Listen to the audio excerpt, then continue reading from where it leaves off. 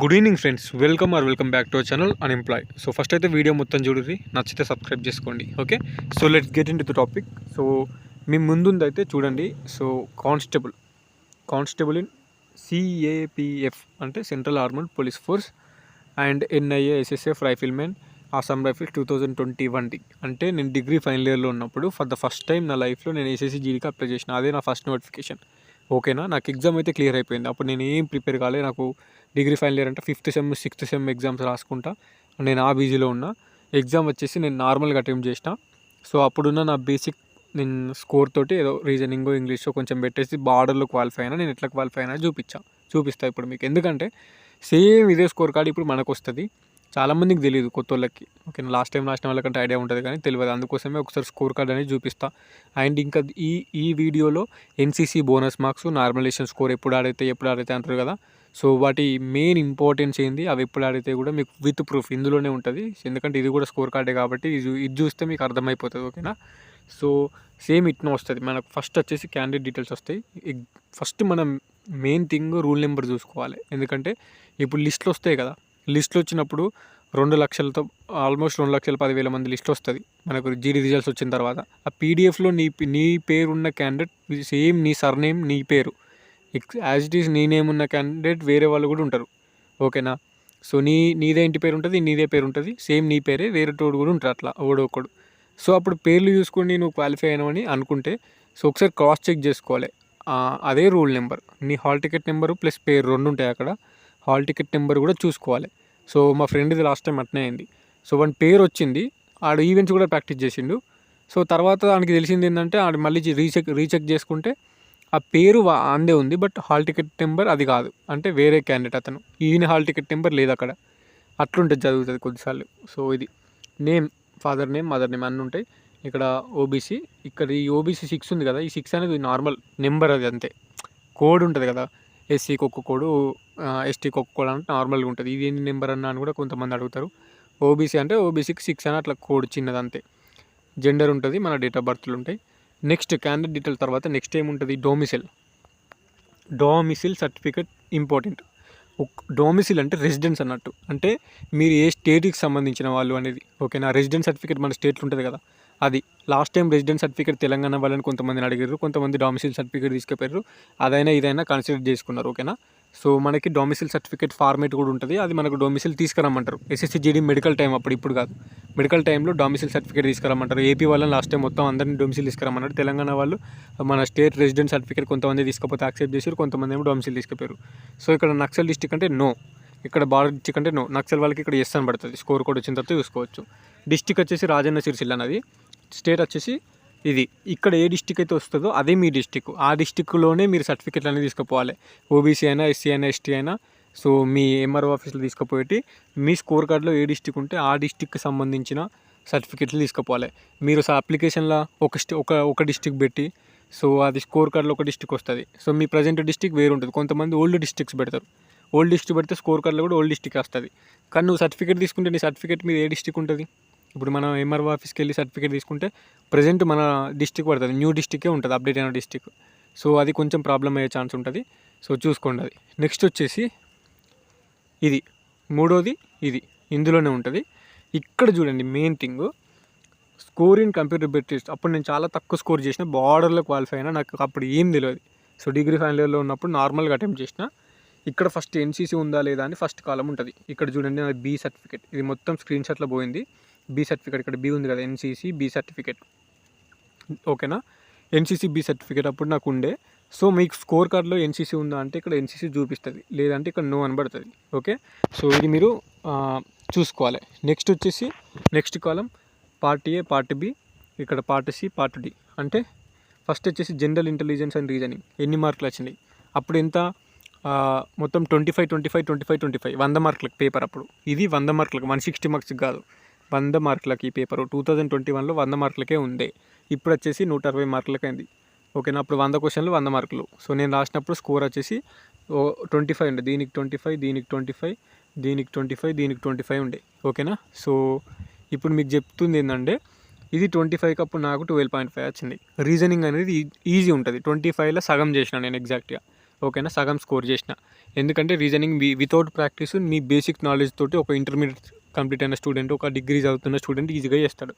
Next వచ్చేసి just 2.5 marks నాకు జీకేలు వచ్చినాయి. అది ఏం తెలియదు, నేను ఏదో పెట్టినా అప్పుడు, సో అప్పుడు వచ్చేసింది అది.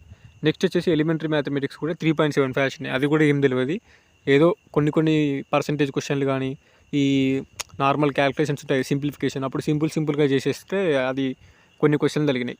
ఇంగ్లీష్ వచ్చేసి 13.75. సో నేను కొంచెం నాకు ఇంగ్లీష్ మీద ఇంట్రెస్ట్ ఉండే, అంటే నేను 8th క్లాస్ నుంచి ఇంగ్లీష్ మీడియంలో చదువుకున్నా. ఓకేనా, మోడల్ స్కూల్స్ తెలంగాణలో ఐడియా ఉంటాయి. 8th నుంచి ఇంటర్ వరకు మోడల్ స్కూల్ చదువుతున్నా. అప్ టు 7th వరకు నేను జెడ్పీహెచ్ఎస్లో చదువుకున్నాను. నాకు జెడ్పీహెచ్ఎస్ చదువుకున్నప్పుడు ఇంగ్లీష్ లేదు. ఫ్యాక్ట్, నిజం చెప్పాలంటే నేను ఎప్పుడైతే మోడల్ స్కూల్లో 2013లో మోడల్ స్కూల్ తెలంగాణలో ఎస్టాబ్లిష్ అయినాయో, నేను 8th class modal school enter అయినాను. 8th నుంచి ఇంటర్ వరకు 5 years అక్కడ నేను చదువుకున్నా మోడల్ స్కూల్లో. సో మాదే first 10th batch model school తెలంగాణలో 2016లో. సో మోడల్ స్కూల్ చేయబట్టి కొంచెం ఇంగ్లీష్ అనేది నాకు వచ్చింది అప్పుడు. సో అది ఇప్పటికీ ఉంది. అందుకే నేను పీజీలో కూడా ఎంఏ ఇంగ్లీష్ చేసిన. సో నాకు ఇంగ్లీష్లో అప్పుడు 13.75 వచ్చినాయి. నెక్స్ట్ వచ్చేసి హిందీ అనేది మనకు ఉండదు, ఇది 0.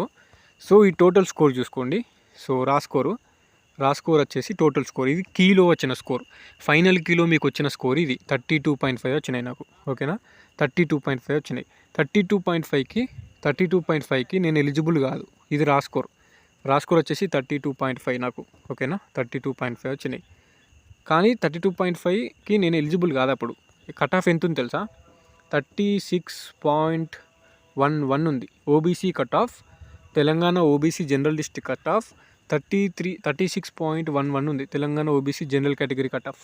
కానీ నా ఫైనల్ స్కోర్ ఎంత, నాకు రా స్కోర్ అంటే కీలో వచ్చిన స్కోర్. ఇప్పుడు మీరైతే ఏదైతే కీలో చూసుకున్నారో అది 32.5 నా ఇప్పుడు కీలో వచ్చిన స్కోర్ ఇది. కానీ ఇక్కడ నార్మలైజేషన్ జరిగి నా స్కోర్ వచ్చేసి 34.6 అయింది. 2.1 మార్క్స్ యాడ్ అయింది. 2.1 32.5కి 2 మార్క్స్ కలిపితే 34.5 34.6 అంటే 2 మార్క్స్ యాడ్ అయింది. నెక్స్ట్ వచ్చేసి ఎన్సీసీ బోనస్ మార్క్స్ కూడా కలిసినాయి. సో ఇక్కడ చూసుకోండి, రా స్కోర్ కాస్త ఎన్సీసీ నార్మలైజేషన్ మార్క్స్ జరిగిన తర్వాత 2.1 మార్క్స్ పెరిగింది. నా స్కోర్ ఎంత అయింది ఇప్పుడు, 34.6 అయింది. నెక్స్ట్ ఎన్సీసీ ఉంది కాబట్టి 3%, అప్పుడు 3%, ఇప్పుడు 3%. ఎన్సీసీ బి సర్టిఫికెట్కి 3%, 100లో 3% అంటే 3 మార్కులు యాడ్ అయినాయి. కానీ ఇప్పుడు 160 మార్కులు కాబట్టి 3% అంటే 4.8 మార్క్స్ యాడ్ అవుతాయి నాకు ఎన్సీసీ బి సర్టిఫికెట్ వల్ల. ఓకేనా, సో ఇప్పుడు రా స్కోర్ కాస్త 32.5 నుంచి 2.1 మార్కు పెరిగింది. నార్మలైజేషన్ స్కోర్ 34 అయింది. తర్వాత ఎన్సీసీ మార్క్స్ యాడ్ అయినాయి. ఏమైంది, 34 + 3 37.6 అయింది. 37.6 చూసిరు కదా, సింపుల్. రా స్కోర్ వచ్చేసి నీ కీలో చూసుకున్న స్కోరు. నార్మలైజేషన్ స్కోర్ పెరుగుతుంది. ఒకనికి 10 పెరగచ్చు, 15 పెరగచ్చు. నాకు జస్ట్ 2.1 పెరిగింది. అప్పుడు నేను నెగిటివ్ చాలా పెట్టిన, 100కి 100 అటెంప్ట్ చేసిన. ఓపెన్గా చెప్తున్నా 100కి 100 అటెంప్ట్ చేసిన. జస్ట్ 32.5 వస్తే రా స్కోర్ 2.1 పెరిగింది. ఎన్సీసీ 3 మార్క్స్ యాడ్ అయినాయి. మళ్ళీ మొత్తం 3 మార్క్స్ యాడ్ అయితే 37 అయింది. 32 నుంచి 37 అంటే 5 మార్క్స్ పెరిగింది. ఓకేనా, 5 మార్క్స్ యాడ్ అయింది. ఇప్పుడు నా కట్ ఆఫ్ ఎంత, 36.11 కట్ ఆఫ్. కానీ నా ఫైనల్ నార్మల్గా కీలో వచ్చిన మార్క్స్ 32.5. నాకు normalisation score plus NCC score 2 కలిపి 5 మార్కులు యాడ్ అయితే ఈ 32 నుంచి 37 పోయినా. కట్ ఆఫ్ 36 ఉంది. ఇప్పుడు నాకు ఈ నార్మలైజేషన్ స్కోర్ లేకపోయినా, ఈ ఎన్సీసీ స్కోర్ లేకపోయినా నేను డిస్క్వాలిఫై, పీఈటీకి నేను ఎలిజిబుల్ కాకపోదు. కానీ నా లిస్ట్ పేర్లో రానికి ఇక్కడ రీజన్ ఏంది, నార్మలైజేషన్. ఓకేనా, normalisation score plus NCC score. అందుకే చెప్తున్నా, నార్మలైజేషన్ ఇది వచ్చిన తర్వాతనే మీకు ఈ 37.62 స్కోర్ నాది వచ్చిన తర్వాత అప్పుడు నా లిస్టు పేరు ఉంది. అంటే లిస్టు మన పేరులో రానికి నాకు నార్మలైజేషన్ స్కోర్ యూజ్ అయింది. ఇప్పుడు అర్థమైంది కదా, నార్మలైజేషన్ చేసిన తర్వాత ఎన్సీసీ మార్క్స్ యాడ్ చేసిన తర్వాతనే రిజల్ట్ ఇస్తారు. అప్పుడు ఫైనల్ స్కోర్ డిసైడ్ చేసి దాన్ని బేస్ చేసుకొని పీఈటీ పిఎస్టీకి 1:2 ఎట్లా ఇస్తారు. సో 37 నా స్కోర్. కట్ ఆఫ్ వచ్చేసి 36.11 ఉంది.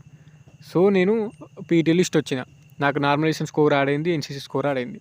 దీనివల్లనే నేను పీఈటీ పిఎస్టీ క్వాలిఫై అయినా. ఇప్పుడు కూడా మీరు ఎవరైతే సో తక్కువ మార్కులు వచ్చినాయి అనుకుంటారు, రన్నింగ్ ఎందుకు పోమంటున్నా, ఒక 5-6 మార్క్స్ తక్కువ వచ్చిన లాస్ట్ టైం కట్ ఆఫ్ కంటే అని చెప్తున్నా, అంటే నార్మలైజేషన్ హెల్ప్ అవుతుంది. Normalisation plays key role, important role ఇక్కడ. అది చాలా ఇంపార్టెంట్ రోల్ ప్లే చేస్తుంది. నార్మలైజేషన్ చేయబట్టి 10 మార్కులు పెరిగి బీఎస్ఎఫ్ కాకుండా సిఐఎస్ఎఫ్ వచ్చిన వాళ్ళు కూడా ఉన్నారు. నార్మలైజేషన్ చేయబట్టి ఇక్కడ నాలాంటి వాళ్ళు, ఇప్పుడు నేనైతే normalization score NCC score add అయితే ఎట్లయితే బార్డర్లో క్వాలిఫై అన్నో, సో నాలాంటి వాళ్ళు చాలామంది ఆ నార్మలైజేషన్ చేయబట్టి స్కోర్ యాడ్ అయ్యి జాబ్ కొట్టిన వాళ్ళు ఉన్నారు. సో మెయిన్ థింగ్ ఏంటంటే నార్మలైజేషన్ ఇంపార్టెంట్ ఉంటుంది. మీరు రన్నింగ్ ప్రాక్టీస్ చేసుకోండి, ఒక్క 15-20 రోజుల రిజల్ట్స్ వస్తాయి, మీ నార్మలైజేషన్ స్కోర్ పెరుగుతుంది. చాలామంది క్వాలిఫై అవుతారు, క్వాలిఫై కాను అనుకున్న వాళ్ళు. అప్పుడు మీకు టైం ఉండదు, మేలోనే రన్నింగ్ పడతాయి, మ్యాక్సిమం మేలో రన్నింగ్ ఉంటుంది, మే 3rd వీక్. సో ఇది నా స్కోర్ కార్డు ప్రూఫ్, ఇదే ప్రూఫ్. ఇక మీకు నార్మలైజేషన్ చేసిన తర్వాత ఎన్సీసీ ఉన్న వాళ్ళకి ఎన్సీసీ మార్క్స్ యాడ్ చేసిన తర్వాత మీ ఫైనల్ స్కోర్ని సరి చేస్తారు. ఈ ఫైనల్ స్కోర్ని బేస్ చేసుకొని పీఈటీ పిఎస్టీకి 1:2 ఎట్లా తీస్తారు. అప్పుడు ఎవరైతే బార్డర్లో ఉన్నారో చాలామందికి నార్మలైజేషన్ చేసిన తర్వాత మార్క్స్ యాడ్ అవుతాయో వాళ్ళు క్వాలిఫై అవుతారు. సో వాళ్ళు క్వాలిఫై అయితే వాళ్ళకు రన్నింగ్ వెళ్తారు. ఇప్పుడు ఏం చేస్తారంటే మీకు అర్థమైందిగా, నార్మలైజేషన్లో 1 నుంచి ఆల్మోస్ట్ 10 వరకు మస్తు మందికి పెరుగుతాయి. 10+ మార్క్స్ కూడా మస్తు మందికి అవుతాయి, 15 మార్క్స్ కూడా యాడ్ అవుతాయి. నార్మలైజేషన్ ఎట్లా జరుగుతుంది అనేది సో ఎంత ఇంపార్టెంటో మీకు అర్థమైందా, అట్లా ఉంటుంది. సో అది 32 నుంచి నాకు 37 అయింది, కట్ ఆఫ్ 36 ఉంది. ఇప్పుడు నా 32లో ఉంటే నేను ఇది నా కీలో వచ్చిన స్కోర్ 32, నేను డిస్క్వాలిఫై కాకపోదు అసలు. నేను పీటీపీఎస్టీకి నార్మలైజేషన్లో 2 మార్కులు పెరిగినాయి, ఎన్సీసీలో 3 మార్కులు పెరిగినాయి, మొత్తం 37 అయింది. ఇలా నార్మలైజేషన్ లేకపోయినా ఎన్సీసీ లేకపోయినా నేను డిస్క్వాలిఫై అయ్యేది అప్పుడు. సో నా లక్ అట్లుండే అప్పుడు. కానీ ఈవెంట్స్ పోయింది, అప్పుడు నాకు ఏం తెలియదు. నేను వితౌట్ ప్రాక్టీస్ పోయి అటెంప్ట్ చేసినా అది రాలేదు. సో అది ఇంతకంటే క్లారిటీగా నేను చెప్పలేను. అండ్ ఇంకోటి ఏంటంటే మంచిగా ప్రాక్టీస్ చేసుకోండి. All the best. సో ఇంకేమైనా డౌట్స్ ఉంటే కింద కామెంట్ చేయండి, సబ్స్క్రైబ్ చేసుకోండి. మన ఛానల్ పక్కా జేడీకి సంబంధించి వీడియోస్, ఎవ్రీ ఇంపార్టెంట్ ప్రాబ్లమ్స్ అన్నీ మీకు యూజ్ఫుల్ అయ్యే ఇన్ఫర్మేషన్ నేను వీడియోస్ పెడతా. అండ్ నేను తెలుసుకొని పెడతా, నాకు తెలియకున్నా ఫాల్స్ ఇన్ఫర్మేషన్ అయితే ఇయ్య. ఓకేనా? సో అది signing off, this is your unemploy.